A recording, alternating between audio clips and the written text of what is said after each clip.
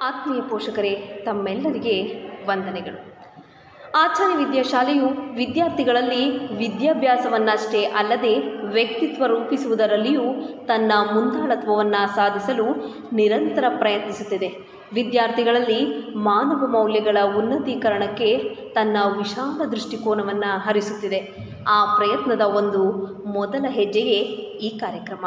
ಇಲ್ಲಿ ವಿದ್ಯಾರ್ಥಿಗಳ ಸ್ವಮೌಲ್ಯಮಾಪನಕ್ಕೆ ಹೆಚ್ಚಿನ ಒತ್ತು ನೀಡಲಾಗಿದ್ದು, ಅದು ಅವರ ಮನೋಭಾವ ಪರಿವರ್ತನೆಯ ಒಂದು ಅಂಗವಾಗಿದೆ. ಆತ್ಮೀಯ ಪೋಷಕರೇ, ಇತ್ತೀಚಿನ ದಿನಗಳಲ್ಲಿ ಮಕ್ಕಳಲ್ಲಿ ತನ್ನ ಮಿತ್ರರೊಂದಿಗಿನ ಒಡನಾಟ, ತನ್ನ ಆಟ ಪಾಠಗಳ ಜೊತೆಗೆ ಕುಟುಂಬದೊಂದಿಗಿನ ಬಾಂಧವ್ಯ ಬೆಸುಗೆ, ಈ ಎಲ್ಲದರ ಒಂದು ಅರಿವು ನಾವು ಮೂಡಿಸುವ ಅಗತ್ಯವಿದೆ. ಮಕ್ಕಳಲ್ಲಿನ ಸರಿ ತಪ್ಪುಗಳ ಒಂದು ಮೌಲ್ಯಮಾಪನಕ್ಕೆ ಸಹ ನಾವು ಒತ್ತು ನೀಡಬೇಕಾಗುತ್ತೆ. ಆತ್ಮೀಯ ಪೋಷಕರೇ, ಮಕ್ಕಳ ಬೆಳವಣಿಗೆಗೆ ನಿಮ್ಮೆಲ್ಲರ ಸಹಕಾರ ಅತ್ಯವಶ್ಯಕವಾಗಿರುತ್ತದೆ. ಉತ್ತಮ ನಾಗರಿಕರನ್ನಾಗಿಸಲು ಮುಂದಾಗೋಣ. ನಮ್ಮೊಂದಿಗೆ ಕೈ ಜೋಡಿಸಿ. ಎಲ್ಲೆಲ್ಲಿಂದಲೋ ಬಂದಿದ್ದೀರಾ. ಪ್ರತಿಯೊಬ್ಬನ ಬ್ಯಾಕ್ಗ್ರೌಂಡ್ ಒಂದೊಂದಾಗಿರುತ್ತೆ. ಎಲ್ಲರ ತಂದೆಯೂ ಕೂಡ ವೈಟ್ ಕಾಲರ್ ಜಾಬ್ ಅಲ್ಲಿ ಇರ್ತಾರೆ ಅಂತ ಹೇಳಲಿಕ್ಕಾಗೋದಿಲ್ಲ. ಎಲ್ಲರ ತಂದೆಯೂ ಕೃಷಿ ಮಾಡ್ತಾರೆ ಅಂತ ಹೇಳಲಿಕ್ಕಾಗೋದಿಲ್ಲ. ಆದರೆ ವಾಟ್ ಎವರ್, ಲ್ಯಾಕ್ಸ್ ಅಲ್ಲಿ ಅರ್ನ್ ಮಾಡಲಿ, ಥೌಸಂಡ್ಸ್ ಅಲ್ಲಿ ಅರ್ನ್ ಮಾಡಲಿ, ಅಥವಾ ಹಂಡ್ರೆಡ್ಸ್ ಅಲ್ಲೇ ಅರ್ನ್ ಮಾಡಲಿ, ಅಪ್ಪ ಅಮ್ಮನಿಗೆ ಇರುವಂತಹ ಕನಸು ಒಂದೇ, ಮಕ್ಕಳನ್ನ ಈ ಸಮಾಜದಲ್ಲಿ ಶ್ರೇಷ್ಠ ವ್ಯಕ್ತಿಗಳನ್ನಾಗಿ ಬೆಳೆಸಬೇಕು ಅಂತ. ಒಂದು ಸಣ್ಣ ಕಥೆಯನ್ನ ಹೇಳುತ್ತೇನೆ. ಒಂದೂರಲ್ಲಿ ಒಬ್ಬ ತಂದೆ ಮತ್ತು ಮಗಳಿರ್ತಾಳೆ. ಬಹಳ ಸಣ್ಣ ವಯಸ್ಸಿನಲ್ಲಿ ಆತ ಹೆಂಡತಿಯನ್ನ ಕಳ್ಕೊಳ್ತಾನೆ. ಆ ಮಗಳು ಅಮ್ಮನನ್ನ ಕಳ್ಕೊಂಡಿರ್ತಾಳೆ. ಅಪ್ಪನೇ ನೋಡ್ಕೊಳ್ತಾ ಇದ್ದ. 10th ಆಯ್ತು, ಕೈಯಲ್ಲಿ ಮೊಬೈಲ್ ಬಂತು, ಅಪ್ಪ ಸ್ವಲ್ಪ ದೂರ ಆಗ್ತಾರೆ. PUC ಆಯ್ತು, ಹೊಸ ಆಂಡ್ರಾಯ್ಡ್ ಸೆಟ್ ಬಂತು 30,000ದ್ದು, ಅಪ್ಪ ಇನ್ನಷ್ಟು ದೂರ ಆಗ್ತಾನೆ. ಎಂಜಿನಿಯರಿಂಗ್ ಕಾಲೇಜಿಗೆ ಜಾಯಿನ್ ಮಾಡಿಸಿದ್ರು. ಈಗ ಅಪ್ಪ ಓಲ್ಡ್ ಫ್ಯಾಷನ್ ಇರುವಂತಹ ವ್ಯಕ್ತಿ ಅಂತ ಹೇಳಿ ಅನ್ನಿಸ್ಲಿಕ್ಕೆ ಆರಂಭ ಆಯ್ತಂತೆ. 1 ವರ್ಷ ಎಂಜಿನಿಯರಿಂಗ್ ಆಯ್ತು. ಅಪ್ಪ ಕಾಲೇಜಿಗೆ ಹೊರಟು ನಿಲ್ಬೇಕಾಗಿದ್ರೆ ಅಪ್ಪ ನೀನ್ ಬರಬೇಡ ಅಂತ ಹೇಳುವಂತಹದ್ದು. 2ನೇ ವರ್ಷಕ್ಕೆ ಕಾಲಿಡ್ಬೇಕಾಗಿದ್ರೆ ಅಪ್ಪ ನನಗೆ ಲ್ಯಾಪ್ಟಾಪ್ ಬೇಕು ಅಂತ ಹೇಳ್ತಾಳೆ. ಅಪ್ಪ ನನ್ನಿಂದ ಈಗ ನನಗೆ ಹಣ ಹೊಂದಿಸ್ಲಿಕ್ಕೆ ಸಾಧ್ಯ ಇಲ್ಲ, ಮುಂದೆ 2 ತಿಂಗಳಾದ ನಂತರ ಕೊಡಿಸ್ತೇನೆ ಅಂತ ಹೇಳ್ತಾನೆ. ಸಿಟ್ಟು ಬರತ್ತೆ. ರೂಮಿಗೆ ಹೋಗ್ಕೊಂಡು ಬಾಗಿಲು ಹಾಕ್ತಾಳೆ. 1 ವಾರ ಇದೇ ತರ ಅಪ್ಪನ ಜೊತೆಯಲ್ಲಿ ಮುನಿಸು ಜಗಳ ಎಲ್ಲವೂ ಆಯ್ತು. 2ನೇ ವಾರದಲ್ಲಿ ಅಪ್ಪ ನನಗೆ ಸ್ಕೂಟಿ ಬೇಕು ಅಂತ ಹೇಳ್ತಾಳೆ. 1 lakh ಎಲ್ಲಿಂದ ತರ್ಲಿಕ್ಕೆ ಸಾಧ್ಯ? 4 ತಿಂಗಳ ಟೈಮ್ ಕೊಡು ಅಂತ ಹೇಳ್ತಾಳೆ. ಸಿಟ್ಟು ಬಂತು. ಮನೆ ಡೋರನ್ನ ಹಾಕೊಂಡು ರೂಮ್ ಒಳಗಡೆ ಕೂತ್ಕೊಳ್ತಾಳೆ. ಮಾತಿಲ್ಲ, ಕಥೆ ಇಲ್ಲ. 3ನೇ ವಾರ ಬಂತು. ಅಪ್ಪ ಟ್ರಿಪ್ಪಿಗೆ ಹೋಗ್ತಾ ಇದ್ದಾರೆ ಗೋವಾಕ್ಕೆ, ನನಗೆ 10,000 ಬೇಕು ಅಂತ ಹೇಳ್ತಾಳೆ. ನಿನಗೆ ನಾಳೆಗೆ ನನಗೆ ಕೊಡ್ಲಿಕ್ಕೆ ಸಾಧ್ಯ ಇಲ್ಲ, ಟ್ರಿಪ್ಪಿಗೆ ಮುಂದಿನ ವರ್ಷ ಹೋಗ್ತೀಯಾ ಅಂತ ಕೇಳ್ತಾಳೆ. ಮಗಳಿಗೆ ಸಿಟ್ಟು ಬಂತು. ಅಪ್ಪ ಮಗಳು ಮಾತನಾಡದೆ 2 ವರ್ಷ ಸಾಧಾರಣ ಆಗಿತ್ತು. ದೂರ ಹೋಗಿ ಅನೇಕ ವರ್ಷಗಳು ಕಳೆದಿತ್ತು. ಆ ದಿನ ರಾತ್ರಿ 11-12 ಗಂಟೆ ಹೊತ್ತಿಗೆ ಅಪ್ಪ ಮಗಳ ರೂಮಿನ ಬಾಗಿಲನ್ನ ಬಡೀತಾರೆ. ಮಗಳಿಗೆ ಸಿಟ್ಟಿತ್ತು.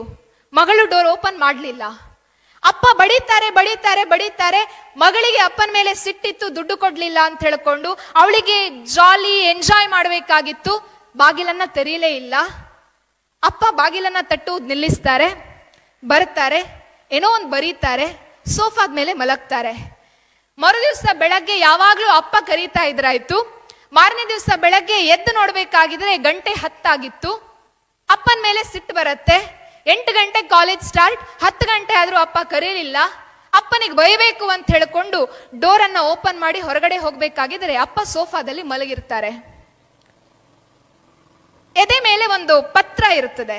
ಇದೇನು ಕಾಗದ ಅಂತ ಹೇಳ್ಕೊಂಡು ಆ ಹುಡುಗಿ ಅದನ್ನ ಓದ್ಬೇಕಾಗಿದ್ರೆ ಅದ್ರಲ್ಲಿ ಅಪ್ಪ ಒಂದು ಲೆಟರ್ ಅನ್ನ ಮಗಳಿಗೆ ಬರೆದಿರ್ತಾರೆ. ಮಗು, ನೀನು ನನ್ನ ಹತ್ರ ಸುಮಾರು 4 ತಿಂಗಳಿಂದ ಮೊಬೈಲ್, ಲ್ಯಾಪ್ಟಾಪ್, ಅದು ಇದು ಅಂತ ಹೇಳ್ಕೊಂಡೆಲ್ಲ ಹಣ ಕೇಳ್ತಾ ಇದ್ದಿ. ಆದ್ರೆ ಕ್ಷಮಿಸು, ನಿನ್ನ ಜೀವನವನ್ನ ರೂಪಿಸ್ಬೇಕು ಅಂತ ಹೇಳ್ಕೊಂಡು ನನಗೆ ದುಡ್ಡು ಕೊಡ್ಲಿಕ್ಕೆ ಸಾಧ್ಯ ಆಗ್ಲಿಲ್ಲ. ನಾನು ನೀನು ಮಾತು ಬಿಟ್ಟು ಅದೆಷ್ಟೋ ವರ್ಷ ಆಯ್ತು.